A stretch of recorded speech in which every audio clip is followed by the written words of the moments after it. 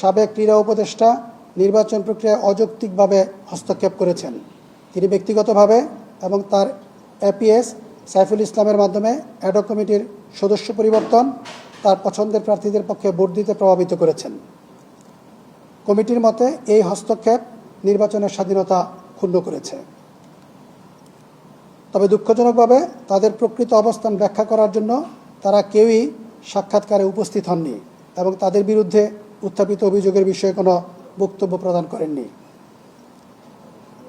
ক্রীড়া উপদেষ্টার সহায়তায় ভোটে নির্বাচন কারচুপি। কমিটি দেখতে পায় যে বিসিবি সভাপতি, সাবেক ক্রীড়া উপদেষ্টা এবং তার এপিএস সাইফুল ইসলামের সহায়তায় সমন্বিতভাবে ভোটিং প্রক্রিয়া নিয়ন্ত্রণ ও কারচুপির সঙ্গে জড়িত ছিলেন। কমিটি আরও লক্ষ্য করে যে সাক্ষাৎকারে অংশগ্রহণকারী অধিকাংশ কাউন্সিলররা মতামত দেন যে ভোটিং পদ্ধতিতে পূর্বপরিকল্পিতভাবে তৈরি করা হয়েছিল। নির্দিষ্ট স্থান থেকে গোপনীয়তা ব্যতীত ভোট প্রদান। কমিটি দেখতে পায় যে নির্দিষ্ট স্থান থেকে ভোট প্রদান করা হয়েছে এবং এতে ভোটের গোপনীয়তা রাখা হয়নি, যা মৌলিক গণতান্ত্রিক নীতি এবং বিসিবি সংবিধানের পরিপন্থী। আবার এদের অধিকাংশ ভোটারই ভোটার শারীরিক ভোট গ্রহণের দিনেও ভোট কেন্দ্রে উপস্থিত ছিলেন।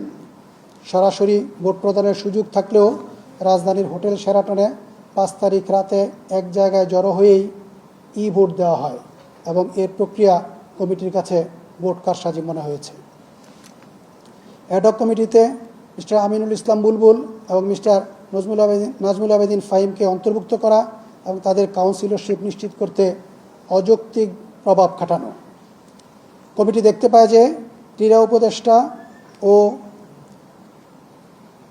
এনএসসি কর্মকর্তাদের সহায়তায় 8 সেপ্টেম্বর 2025 তারিখে ঢাকা বিভাগ এবং ঢাকা জেলার অ্যাডহক কমিটিতে মিস্টার আমিনুল ইসলাম বুলবুল এবং মিস্টার নাজমুল আবেদিন ফাহিমকে অন্তর্ভুক্ত করা হয়, যাতে তারা কাউন্সিলর পদ নিশ্চিত করতে পারেন এবং পরবর্তীতে বিসিবি পরিচালক পদে নির্বাচিত হতে পারেন।